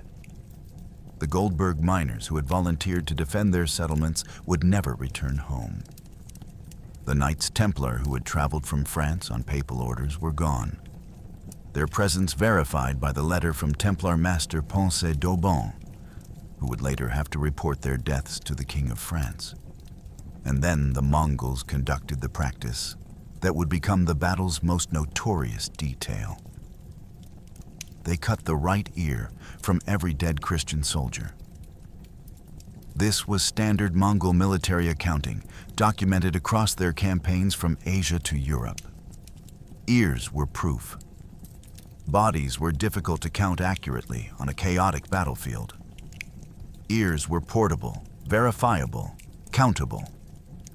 After the Battle of Liegnitz, Mongol warriors were said to have filled 9 sacks with their favorite trophy, the ears of their victims, according to World History Encyclopedia. This isn't legend. This isn't exaggeration added by later chroniclers. Multiple independent sources confirm the 9 sacks specifically. The number 9, filled with severed ears, collected methodically. Sent to Batu Khan as proof of the Northern Diversion's success. If we calculate conservatively, 9 sacks, each containing perhaps 1,000 to 2,000 ears, as historians suggest was typical for such collections. That represents 9,000 to 18,000 dead. This aligns with the probable size of Henry's army at 7,000 to 8,000, accounting for the possibility that some Mongol casualties' ears were also collected, or that the count included all European dead from the approach battles. The mathematics of the 9 sacks, verified across multiple sources, documents the scale of the catastrophe. This wasn't a battle where one side retreated after suffering heavy casualties. This was near total annihilation of one army by another. The 9 sacks proved it. The ears testified to it. And Batu Khan, receiving those sacks sometime in the following days, would have understood exactly what they meant. The northern flank was secure. Poland could not threaten the Hungarian operation. Mission accomplished. Duke Mieszko II of Opole, commanding perhaps 1,500 men of the 3rd Division, survived the Battle of Legnica. His troops survived. They were intact, organized, and unblooded when the sun set on April 9th. This single fact has haunted Polish history for 8 centuries, while Duke Henry died and was beheaded, while Sulisław's knights were slaughtered, while the Goldberg miners fell and the Knights Templar were destroyed, while 9 sacks filled with severed ears documented the annihilation of the Christian army. Mieszko's division rode away whole. The question that would never be answered: was he deceived or did he betray? The facts are not disputed. Mieszko commanded the 3rd Division in Duke Henry's 4-division deployment. His position was critical, supporting the first 2 divisions while screening the 4th Division Reserve. At some point during the battle, at what sources describe as the decisive moment, Mieszko withdrew from the field. His cavalry disengaged. They left their position. They abandoned the battle.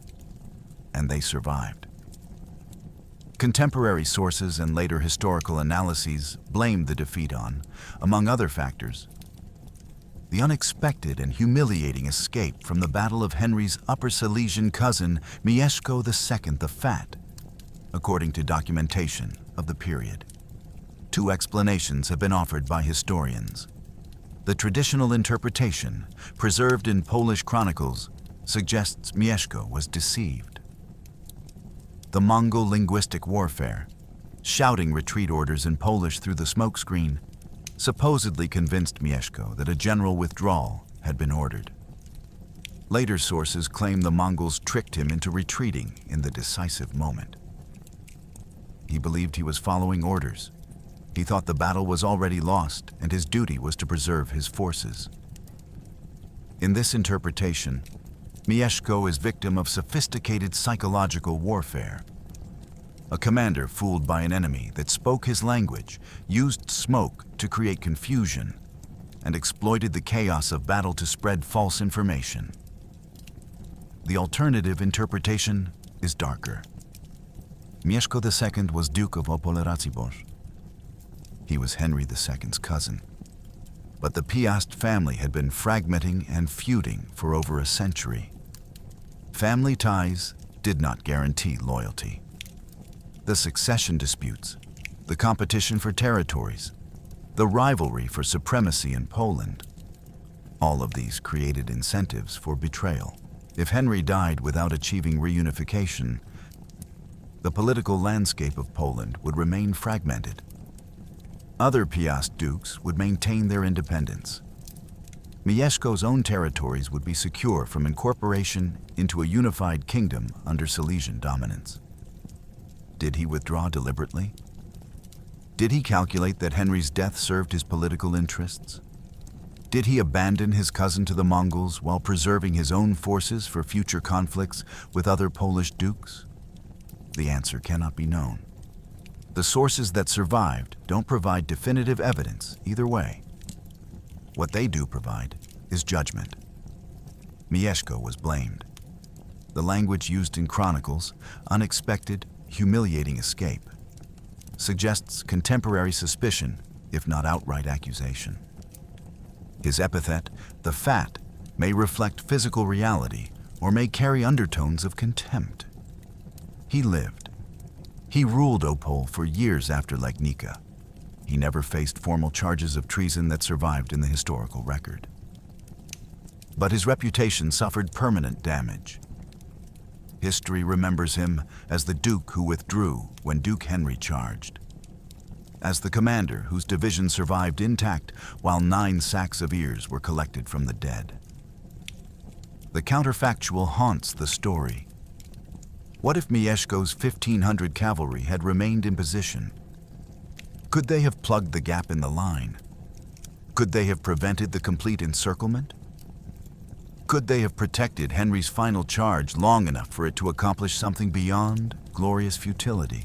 The mathematics of battle suggest probably not. The Mongols' tactical superiority, their coordination, their firepower, their experience, these advantages were too great. Adding 1,500 more cavalry to a losing battle would likely have resulted in 1,500 more dead, and perhaps 2 more sacks of ears. The outcome was probably determined by fundamental tactical mismatch rather than by Mieszko's decision. But possibility isn't the same as certainty. And in medieval honor culture, the accusation of abandoning your commander, your cousin, your duke, carried weight that transcended military analysis. Whether Mieszko was victim or villain, history judges. But history doesn't know. We can count ears in 9 sacks 8 centuries later. We cannot count the intentions in one man's heart. And so Mieszko's shame, deserved or not, became his legacy. He survived physically. His reputation did not. 20 miles north of the carnage at Legnica Pole, another army was marching toward Legnica. King Wenceslaus I of Bohemia commanded forces that contemporary sources place at 50,000 men. Modern historians note that medieval army estimates were often inflated, but even allowing for exaggeration, this was a substantial force. Wenceslaus had been gathering troops from Thuringia and Saxony as he marched east. He had responded to the Mongol threat. He was coming to unite with Duke Henry. He was one day's march away. One day. 24 hours. The difference between possible salvation and certain catastrophe. The Bohemian scouts reached the vicinity of Legnica on April 10th. They found not an allied army preparing for combined operations, but a battlefield still littered with dead. They found survivors fleeing west with stories of total defeat. They found Mongol cavalry patrols ranging through the area. And they found, somewhere in their reconnaissance, confirmation that Duke Henry II was dead. The Polish army was destroyed. The coalition that was supposed to unite with Bohemian forces no longer existed. Wenceslaus faced his own calculation. He commanded the only intact major army in the region. If he continued forward, he would face the Mongol forces alone. The numerical advantage would be his. 50,000 against 8,000 to 10,000 by most estimates. But numbers hadn't saved the Hungarians at Mohi. Numbers hadn't saved the Russ's principalities. Numbers hadn't saved Duke Henry. What saved armies facing Mongols, if anything, was terrain that negated cavalry mobility and fortifications that forced costly sieges. Wenceslaus made his decision. He would not advance to avenge Duke Henry. He would not seek battle with the Mongols in open terrain. He would retreat to Bohemia and prepare defensive positions in terrain that favored defenders. The decision was strategically sound. Wenceslaus gathered additional reinforcements from Thuringia and Saxony as he withdrew, according to historical sources. He positioned his forces in the mountainous border regions of Bohemia, where the Mongols would not be able to utilize their cavalry effectively. Which, as contemporary accounts describe, mountains, forests, narrow passes, these geographical features that made up Bohemia's borderlands were exactly the kind of terrain where Mongol tactical advantages disappeared. Heavy cavalry could defend passes. Infantry could hold fortified positions. Crossbowmen could sweep valley approaches. The mobility and firepower that made Mongol horse archers devastating on open plains became liabilities in broken, wooded, mountainous terrain. The wisdom of this decision was demonstrated when a Mongol vanguard pursued Wenceslaus and caught up with elements of his army near Kłodzko. There, on ground favorable to the Bohemians, the Mongol detachment was routed according to historical sources. This skirmish proved what Legnica had demonstrated in reverse. When conditions favored European heavy cavalry, when terrain prevented Mongol maneuver warfare, when the tactical equation changed, European forces could fight effectively. But Wenceslaus understood something Duke Henry apparently did not. You had to choose the ground carefully. You had to force the Mongols to fight on your terms. You had to negate their advantages before engaging. Wenceslaus's retreat accomplished exactly what the Mongols needed. Bohemia was neutralized without a major battle. The northern flank was secure. Polish resistance had been annihilated at Legnica. German and Bohemian reinforcement would not threaten the Hungarian campaign. Subutai's diversionary strategy had worked perfectly, and it had cost the Mongols what sources describe only as minor casualties. No source provides exact Mongol casualty figures for Legnica. The phrase minor casualties is as specific as the historical record allows. Probably hundreds rather than thousands.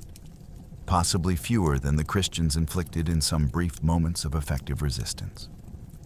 Certainly nothing approaching the catastrophic losses suffered by Duke Henry's coalition. For Bohemia, the decision to retreat rather than avenge Duke Henry would be vindicated. The kingdom survived. The Mongols would raid Moravian territories briefly, but never seriously attempted to conquer Bohemia. Wenceslaus had chosen survival over glory, defensive strategy over heroic sacrifice. His kingdom remained intact, while Poland lay devastated. But the historical what-if remains inescapable. If Wenceslaus had marched one day faster, if he had arrived on April 8th instead of April 10th, if the combined Christian force of perhaps 55,000 to 60,000 had faced the 8,000 to 10,000 Mongol cavalry, would superior numbers and the presence of fortified Bohemian and German forces have changed the tactical equation? Would the psychological impact of facing a truly massive coalition army have caused the Mongol commanders to reconsider forcing battle? We will never know. History records only what happened. Wenceslaus arrived one day late, retreated when he learned of the catastrophe, and successfully defended his kingdom through terrain and fortification rather than open battle. Duke Henry died attempting to stop the Mongols in the field. King Wenceslaus survived by refusing to fight them except on favorable ground. Both men made choices based on their understanding of duty, tactics, and reality. One became a martyr, one became a survivor, and 20 miles in 24 hours made all the difference. April 11th, 1241, 2 days after Legnica. 300 miles to the south, on the banks of the Savagery River in Hungary, King Bela IV commanded an army that contemporary sources estimated at 60,000 to 80,000 men. He faced perhaps 50,000 Mongols under Batu Khan and the tactical genius Subutai himself. The Hungarians outnumbered the Mongols. They had crossbowmen who inflicted considerable losses in initial fighting. As chronicler Thomas of Split recorded, they had terrain advantages, controlling a defended bridge. They fought desperately for their homeland. By April 12th, approximately 65,000 Hungarian soldiers lay dead, according to sources from the period. The near-simultaneous victories at Legnica and Mohi were not coincidence. They were orchestrated. Subutai's strategic planning had coordinated operations across hundreds of miles without telegraph, without radio, without any instant communication technology. The timing was predetermined. The objectives were synchronized. The northern diversion would neutralize Poland between early April and mid-April. The main Hungarian campaign would achieve decisive victory in the same time frame. And then the forces would reunite for whatever came next. This level of coordination across such distance would not be matched in military history until the development of electrical communication in the 19th century. Yet in 1241, Mongol commanders executed it through pre-planning, through disciplined adherence to schedule, through the administrative efficiency of the decimal organization and the strategic brilliance of Subutai's conception. The Battle of Mohi demonstrated that Legnica was not exceptional. It was standard Mongol excellence. The Hungarians initially defended successfully. They held a bridge over the Savagery River against Mongol attempts to cross. Thomas of Split's chronicle records that when the Mongols first attacked, the Hungarians immediately charged into them and did battle, cutting down a great many of them and pushing the rest back over the bridge. The Mongol vanguard was killed nearly to a man. It looked like Hungarian tactical success. It looked like the disciplined defense could hold. But Subutai was commanding at Mohi personally. And Subutai turned near defeat into crushing victory through tactical flexibility. He sent forces north to ford the river upstream, flanking the Hungarian bridge defense. He constructed an emergency bridge downstream while the Hungarians were focused on holding the main crossing. He used Chinese siege technology, giant stone throwers that the Hungarians had probably never seen, to clear crossbowmen from the defended bridge. And when Mongol forces finally crossed in multiple locations and attacked the Hungarian army from multiple directions simultaneously, the result was encirclement and annihilation. the same tactical pattern that had worked at Legnica, the same systematic destruction of a numerically superior European army that had worked across a continent of conquest. The casualty figures for Mohi dwarf Legnica. Some sources suggest 65,000 Hungarian dead. Contemporary accounts recorded that half of Hungary's population died in the overall Mongol campaign, though this includes not just battle casualties, but also starvation, disease, and massacre of civilians. King Bela IV fled the battlefield and barely escaped to Croatia. The Hungarian nobility was devastated. The kingdom's military power was broken. Hungary would spend decades recovering from the invasion. Mohi proved what Legnica had demonstrated. European military doctrine was inadequate against Mongol warfare. The tactics that had dominated Christian battlefields for centuries, heavy cavalry charges, feudal levies, castle-based defense, failed when faced with an enemy that could coordinate complex maneuvers in real time, that prioritized mobility over armor, that used firepower to shape battles before close combat occurred. The Hungarians had even more resources than Duke Henry. They had more men. They had defensive terrain initially. They had crossbowmen whose effectiveness Mongol chronicles acknowledged. And they lost catastrophically. The coordination of Legnica and Mohi accomplished Subutai's strategic objective. In 48 hours, the Mongol Empire destroyed the military power of Poland and Hungary. Two kingdoms, two decisive victories. The mission planned years earlier was complete. The northern flank had been secured by eliminating Polish interference. The Hungarian campaign had achieved total victory. Central Europe lay defenseless. The road to Vienna was open.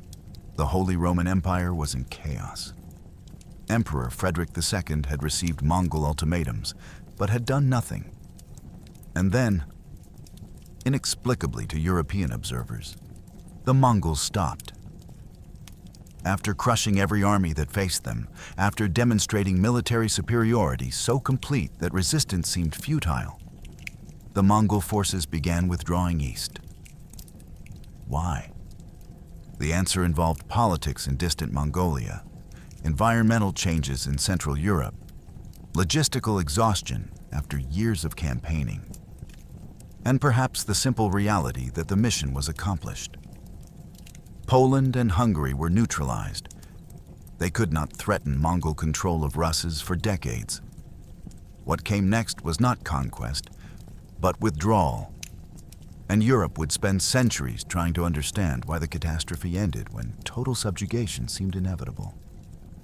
In late 1241, with Vienna vulnerable, Prague defenseless, and the Holy Roman Empire in chaos, the Mongol armies that had devastated Poland and Hungary began withdrawing east. By spring 1242, they were gone from Central Europe. European chroniclers called it divine intervention.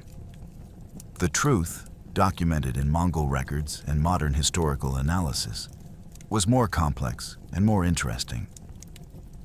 The traditional explanation centers on the death of Ögedei Khan. On December 11th, 1241, according to most sources, the great Khan died in Mongolia.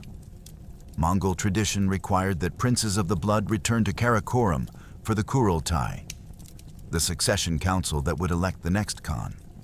Batu Khan, as grandson of Genghis Khan through Yochi and commander of the Western forces, had political interests in being present. The succession was not automatic. Multiple princes had claims. Factions would compete. Being absent during the Kurultai meant forfeiting influence over who became the next great Khan. So Batu and other princes of the blood, against Subutai's recommendation according to some sources, decided to return to Mongolia. This explanation has the virtue of being partially true. Ögedei did die in December 1241. The Kurultai was required. The princes did return. And from 1241 to 1248, a state of almost open warfare existed between Batu Khan and Guyuk, son of Ogedei, according to historical records. The succession crisis was real. However, modern historians note complications with this simple explanation. First, Ogedei died in December, but the Mongols continued raiding into early 1242 after news of his death reached Europe. They didn't immediately withdraw upon learning of the Khan's death.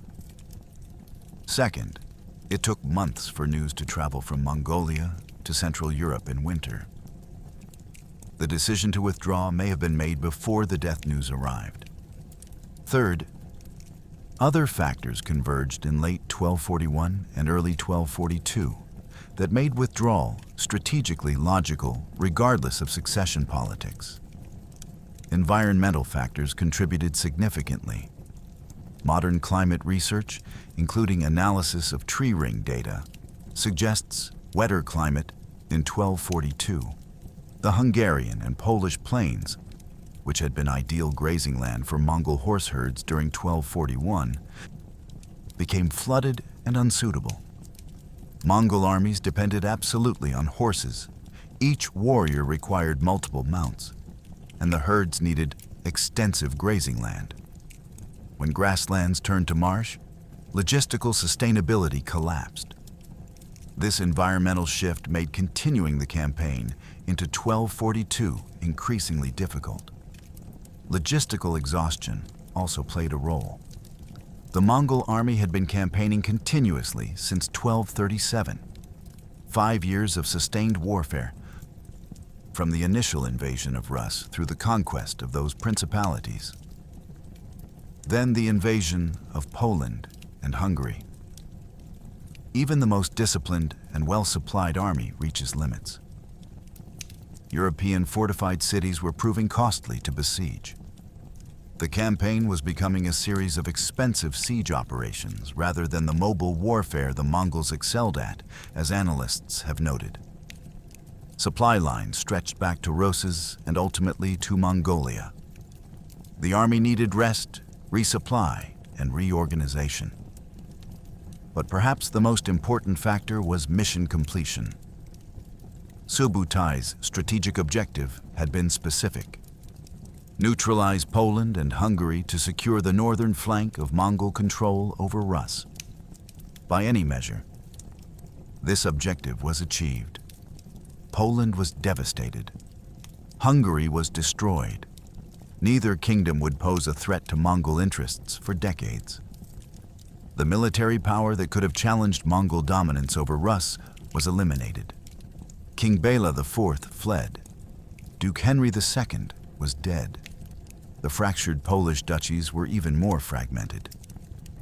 As one source noted, Subutai had made the Russian conquest safe for the next 10 generations. The mission was accomplished. Continuing west would mean committing to permanent occupation of Central Europe, which would require massive resources and ongoing military commitment. Why take Vienna when Budapest and Krakow had already secured the strategic goal? The Mongols would raid Poland again. In 1259, an expedition under Buron Dai successfully raided Polish territories. In 1287, another raid attempted invasion, but was less successful. But never again would the Mongols seriously attempt systematic conquest of Central Europe. The Golden Horde would rule Russia for centuries. The line drawn in 1242 would hold. Poland and Hungary stayed outside the Golden Horde's sphere of permanent domination, though Russian lands remained under Mongol control until the 15th century. Why? Modern historians recognize the withdrawal resulted from multiple converging factors. Succession crisis providing political necessity, environmental changes reducing sustainability, logistical exhaustion after 5 years, and strategic completion of the original objective. Not one simple cause, 5 reasons intersecting in late 1241. The Mongols didn't retreat because they were defeated. They won both. Major battles. They didn't retreat because European resistance was stiffening. They crushed every army that faced them. They retreated because continuing west would change the nature of the campaign from strategic raid to permanent conquest. And that transformation didn't serve Mongol interests at that moment. Europe got lucky. Not because Europe was strong, but because Mongolia had other priorities, and Central Europe's conquest wasn't worth the investment. But for Poland, the withdrawal came too late. Duke Henry was dead. The dream of reunification was dead. And Silesia, the heartland of Pious power, would never be Polish again. Duke Henry II the Pious left behind a widow, Anna of Bohemia, and multiple sons including Bolesław II, called the Bald, who would inherit Lower Silesia. What he didn't leave behind was a unified Poland. That dream died with him at Legnica Pole on April 9th, 1241. The death of Duke Henry, who was close to unifying the Polish lands and reversing their fragmentation, set back the unification of Poland, according to historical analysis. Henry had been the most powerful Pious duke, controlling territories from Silesia to Krakow, from Greater Poland to Moravian borderlands.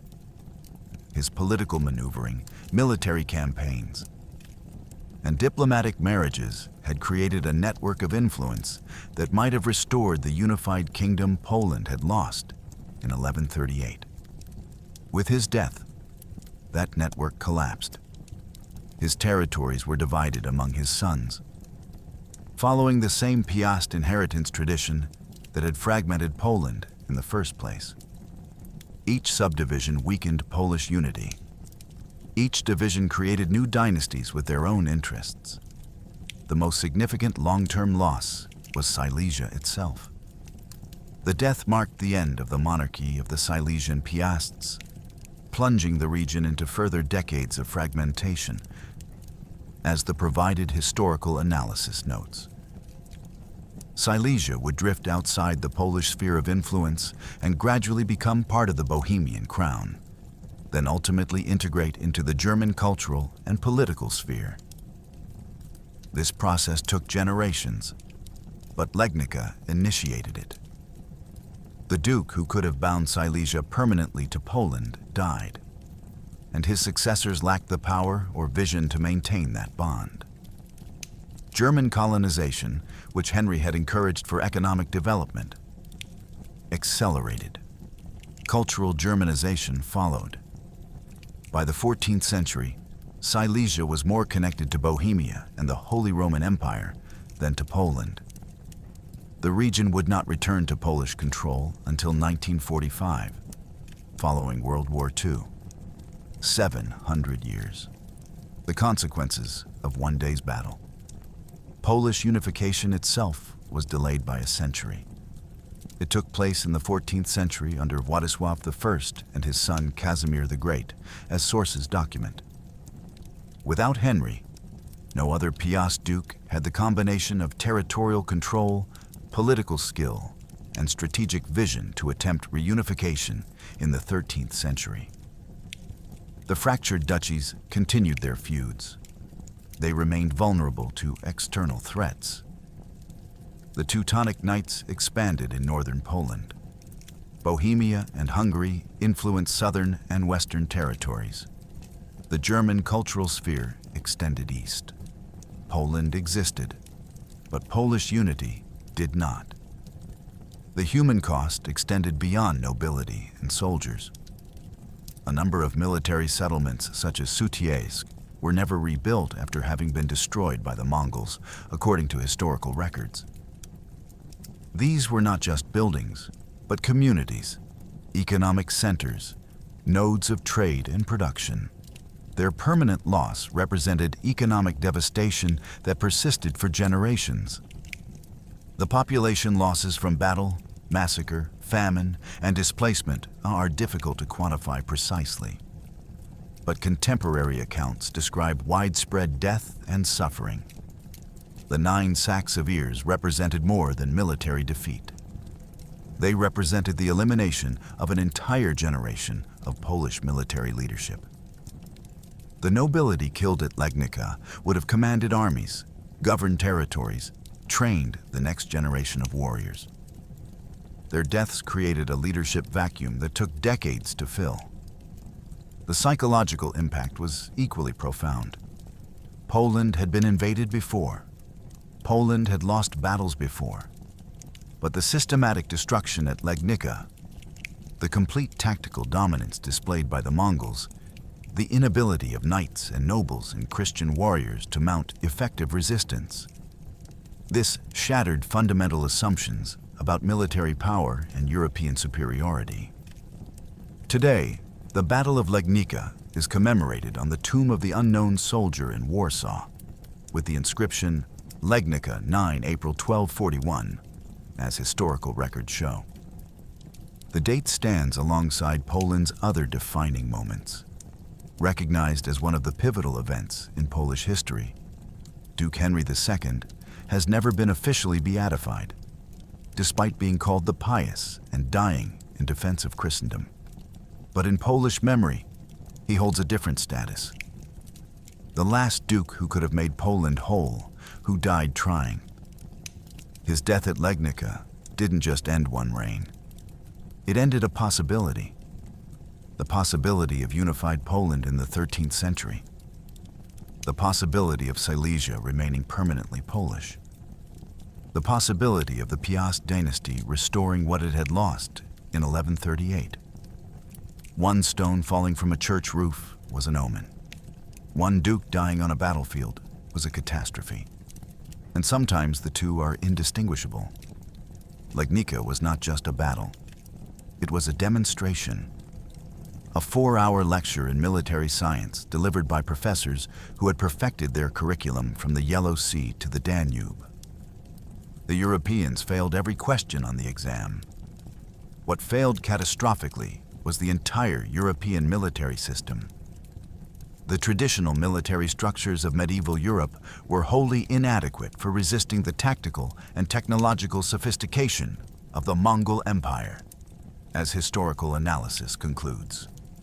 Heavy cavalry charges, the dominant European tactic since Charlemagne, proved suicidal against enemies who refused to meet those charges on European terms.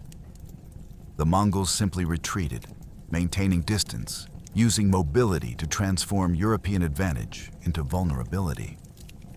Feudal levies, peasants conscripted for seasonal campaigns and armed with farm tools or minimal weapons, were massacred by professional horse archers who had trained for warfare their entire lives. European armies lacked coordination at every level. Knights advanced with basically no communication with supporting forces, according to contemporary military analysis. Once a charge began, individual courage determined outcomes. Units couldn't adjust to changing battlefield conditions. Reserves couldn't be redirected based on enemy movements. Infantry and cavalry operated independently, unable to support each other effectively when Mongol tactics separated them. The rigid 4-division structure Duke Henry employed was standard European doctrine, but that doctrine assumed fighting other European armies against Mongols who used fluid maneuver warfare. The rigid structure was a liability. Political fragmentation compounded tactical inadequacy. The Polish duchies couldn't unify before the Mongols defeated them individually. King Wenceslaus arrived too late because coordination across kingdoms and duchies was too slow. Emperor Frederick II did nothing. The military orders sent token forces rather than mobilizing their full strength. European political structure, based on feudal obligations and competing dynastic interests, prevented the kind of unified response that might have changed outcomes. The Mongols, by contrast, operated under centralized command with clear strategic objectives and the organizational structure to achieve them. But some European tactics and technologies showed promise when properly employed. Fortified stone castles forced the Mongols to avoid prolonged sieges. Wrocław held out, forcing the Mongols to bypass it rather than commit to costly siege operations. After 1241, King Béla IV of Hungary undertook reforms in castle construction, overseeing the building of nearly 100 new stone fortresses by the end of his reign. This was a major upgrade from 1241, when the kingdom only possessed 10 stone castles. These fortifications would prove crucial in resisting the Second Mongol invasion of Hungary in 1285. Terrain advantages worked when defenders chose ground carefully. King Wenceslaus positioned his forces in the mountainous border regions of Bohemia, where the Mongols would not be able to utilize their cavalry effectively. This defensive strategy succeeded. The brief skirmish at Kłodzko, where a Mongol vanguard was routed by Bohemian cavalry on favorable ground, demonstrated that Europeans could fight effectively when terrain negated Mongol mobility advantages.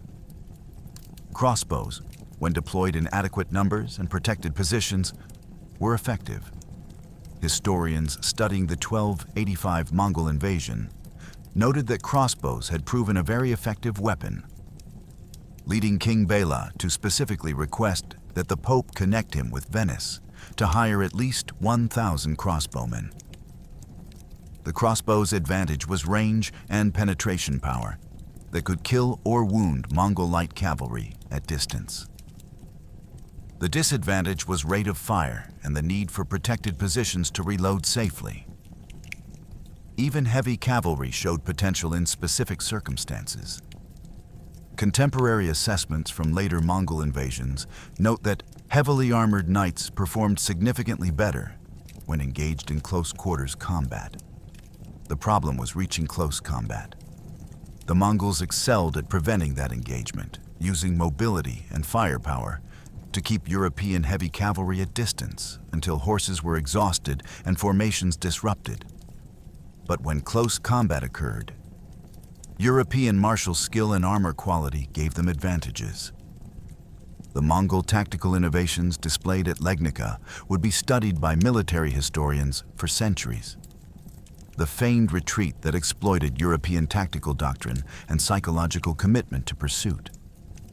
The use of smokescreen to obscure battlefield and prevent coordination.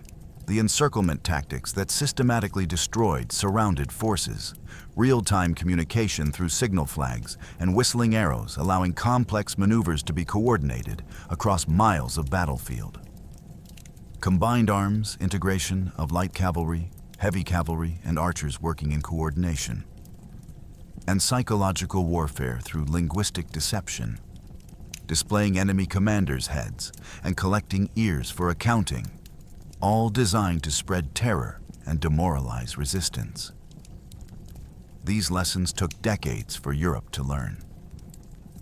The Mongols successfully raided Poland again in 1259 using similar tactics. The 1287 raid was less successful, suggesting European defenses had improved. But fundamental military evolution was slow. Standing professional armies would gradually replace feudal levies, but that transformation took centuries. Communication systems improved incrementally. Fortification became a higher priority.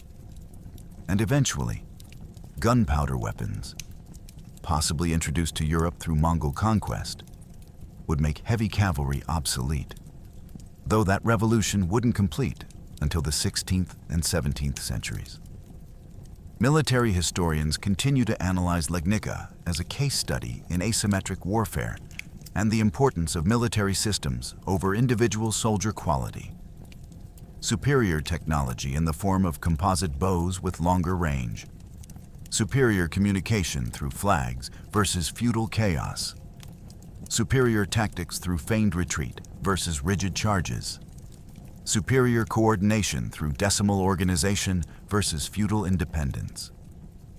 The Mongols didn't have better individual soldiers in every context. European knights in close combat were formidable, as sources acknowledge. They had a better system. And in war, The side with the better system usually wins. Eventually, Europe would build better systems. Professional armies, centralized command, gunpowder weapons, fortification networks. But on April 9th, 1241, the Mongol system was invincible, and 9 sacks of ears proved it. Legnica matters because it demonstrated something terrifying to medieval Europe. The military system they had relied on for 3 centuries was obsolete. Knights on horseback, armored to the point of immobility, charging in successive waves. This had dominated European warfare since Charlemagne. Against the Mongols, it was suicide. If Wenceslaus had arrived one day earlier, if Ugadai had lived a year longer, if the winter of 1242 had been drier, Europe might speak very different languages today. The Mongol Empire reached from Korea to Poland in 1241. Had they continued west, military historians suggest nothing could have stopped them before the Atlantic. Not because Europeans were cowards. Duke Henry rode to certain death rather than surrender. Not because European soldiers were inferior. The Knights Templar fought magnificently in close quarters. But because European military organization was designed for fighting other Europeans, not steppe cavalry who had perfected their craft over centuries of conquering Asia. 9 sacks of ears. Conservative estimates, based on sources documenting the Mongol practice of military accounting, suggest 10,000 to 15,000 dead on the European side, with Mongol casualties described only as minor. But numbers don't capture what was lost. The dream of Polish unity, the Silesian heartland, German-speaking for 700 years, the Knights Templar who traveled from France and died in a Silesian marsh, the Goldberg miners who volunteered to defend their adopted home and were slaughtered with mining tools in their hands. Duke Henry II, age perhaps 35, beheaded and displayed like a hunting trophy. His head paraded before Legnica's gates. His body found later, stripped, barely recognizable without the head that proved his identity. Legnica forced Europe to evolve, slowly, painfully, at the cost of repeated defeats. Stone castles proliferated across Hungary and Poland. Professional armies gradually replaced feudal levies. Coordination and communication became military priorities. Gunpowder weapons would eventually make heavy cavalry obsolete, though that revolution took centuries. In 1241, Europe simply wasn't ready for the Mongol way of war. The Mongols had been perfecting combined arms, warfare, mobile tactics, and systematic military organization since Genghis Khan unified the steppe tribes in 1206. European feudalism, by contrast, was designed for local conflicts between lords with similar military culture. When those two systems collided at Legnica, one side had composite bows and decimal organization. The other had courage and faith. Courage and faith were not enough. Why did they stop? Historians still debate. Ogaday's death, certainly. The Kurultai required princes of the blood to return for succession. Environmental conditions, probably. Tree ring data suggests 1242 was wetter, flooding the grasslands the Mongol horse herds needed. Mission accomplished, perhaps. Poland and Hungary were neutralized, unable to threaten Mongol control of Rus for generations.